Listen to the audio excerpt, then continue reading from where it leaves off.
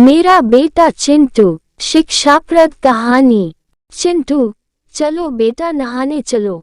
शिल्पा ने अपने 3 साल के बेटे से कहा। मुझे अभी नहीं नहाना, बाद में नहाऊंगा। नहीं बेटा, मम्मी को फिर नाश्ता बनाना है। चलो फटाफट। नहीं, मैं अभी नहीं नहाऊंगा। तुम्हारा ये रोज का ही है। अच्छे बच्चे मम्मी का कहना सुनते हैं। मेरे राजा बेटा चलो जल्दी। नहीं, मुझे अभी नहीं नहाना। शिल्पा जबरदस्ती चिंटू को पकड़ कर नहलाने ले जाने लगी, तो उसके पति पंकज ने कहा, जब देखो तब क्यों मेरे बेटे के पीछे पड़ी रहती हो, अभी उसका मूड नहीं है, तो थोड़ी देर बाद नहा लेगा। ऐसे कैसे थोड़ी देर बाद नहला लेगा, अभी कपड़े धोने वाली कमला आ जाएगी। मुझे कपड़े भिगोने हैं, इसकी तो आदत हो गई है कि हर काम बाद में करूंगा। इतना कहकर शिल्पा चिंटू को जबरदस्ती पकड़कर बाथरूम में ले जाने लगी।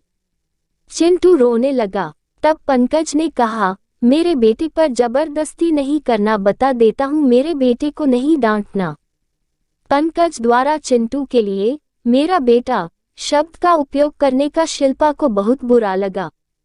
वो सोचने लगी कि क्या चिंटू सिर्फ पंकज का बेटा है, उसका कुछ नहीं है। लेकिन सुबह सुबह कलह न हो, यह सोचकर शिल्पा मन मसोस कर रह गई।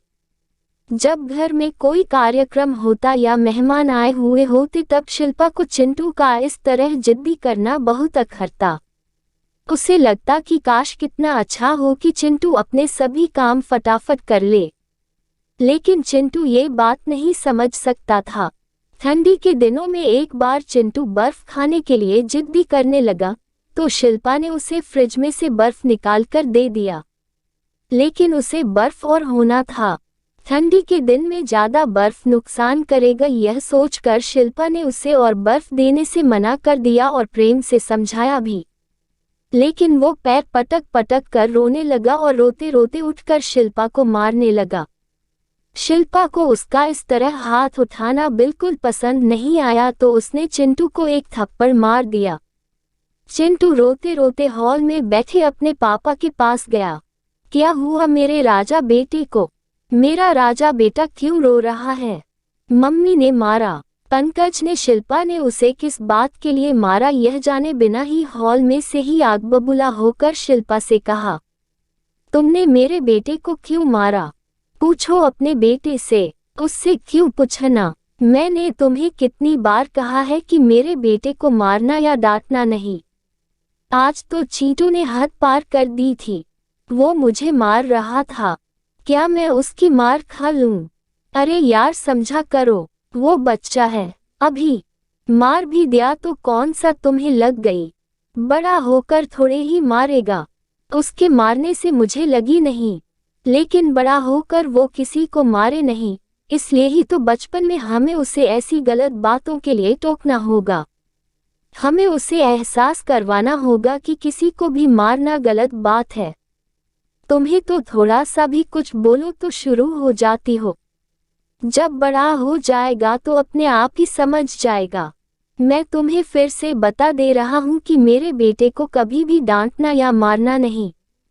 जब देखो तब हर बात में पंकज का चिंटू के लिए मेरा बेटा कहना शिल्पा को बहुत अखरने लगा। एक माँ होने के नाते वो अपना फर्ज बराबर पूरा कर रही थी। उसकी पंकज से सिर्फ इतनी सी अपेक्षा थी कि नहाने, दूध पीने, खाना खाने के वक्त वो सिर्फ बच्चे को काम वक्त पर करने को कहे।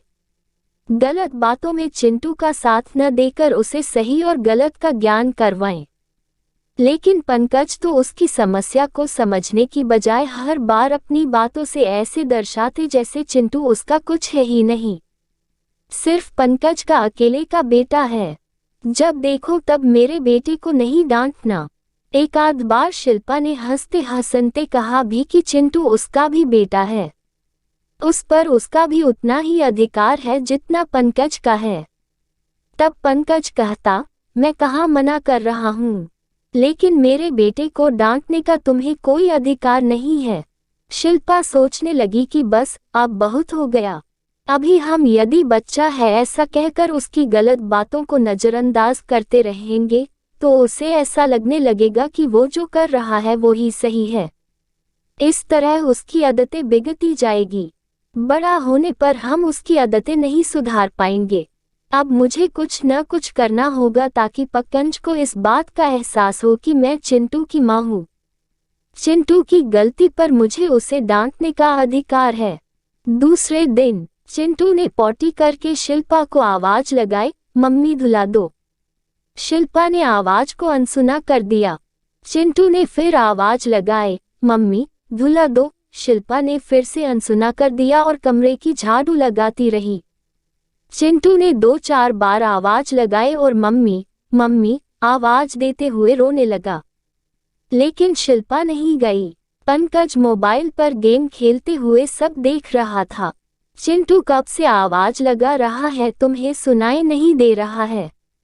हाँ, सुनाई दे रहा है। फिर तुम उसके पास जा क्यों नहीं रही हो?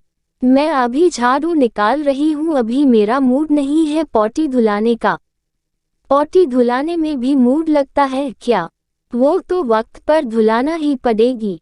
जिस तरह पॉटी वक्त पर धुलानी पड़ेगी उसमें मूड नहीं है, ऐसा नहीं कह सकते। ठीक उसी तरह नहाने और खाने पीने में भी मूड नहीं लगता है।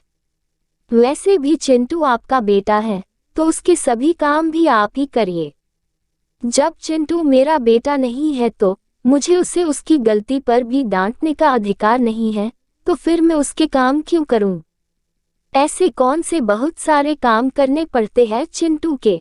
रहने दो, मैं कर लूंगा। ठीक है, आज सिर्फ एक ही दिन आप चिंटू के सब काम करके दिखाए। चिंटू का खाने पीने का बना मैं दूंगी, आपको सिर्फ उसे खिलाना पिलाना आदि करना है। हाँ हाँ, कर लूंगा मैं। पंकज ने गुस्से से उठकर चिंटू की पॉटी धुला दी, उसे मंजन करवाया। शिल्पा चिंटू के लिए दूध बना कर लाई। पंकज ने चिंटू से दूध पीने कहा, लेकिन यदि एक बार कहने पर चिंटू जल्दी से दूध पी ले यह तो नामुमकिन था। पंकज उसे अलग अलग तरीके से समझाकर दूध पिलाने लगा। उसने दूध तो पिया, लेकिन पंकज को पूरे 20 मिनट लग गए उसे दूध पिलाने में। थोड़ी देर बाद बारी आई चिंटू को नाश्ता करवाने की।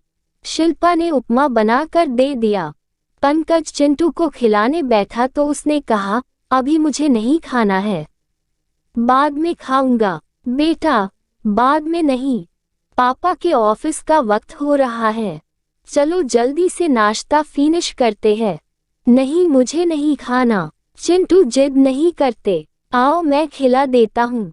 नहीं, मुझे नहीं खाना। अब पंकज का धैर्य जवाब देने लगा, क्योंकि उसको ऑफिस के लिए देरी हो रही थी और सुबह से वो पेपर भी नहीं पढ़ पाया था और न ही व्हाट्सएप आदि खोलकर देख पाया था, इसलिए भी उसके मन में गुस्सा था। चल बैठ और चुपचाप खा, ऐसा कहकर उसने चिंटू को एक थप्पड़ मारा। जैसे ही थप्पड़ मारा, शिल्पा ने विजयी मुद्रा में उसकी ओर देखा। पंकज को खुद की गलती का एहसास हो गया। उसे एहसास हो गया कि शिल्पा भी इसी तरह तंग आकर चिंटू को डांटती होगी। शिल्पा, सॉरी, वास्तव में चिंटू की कुछ आदतें बिगड़ गई हैं। चिंटू हम दोनों का बेटा है, अतः अब हम दोनों मिलकर उसकी गलत आदतें सुधारेंगे। इस वीडियो में आपको कुछ भी अच्छा लगा हो और कुछ सीखने को मिला हो तो प्लीज चैनल को सब्सक्राइब और वीडियो को लाइक कमेंट शेयर करना मत भूलना। हम आपके लिए अच्छे कंटेंट लाते रहेंगे।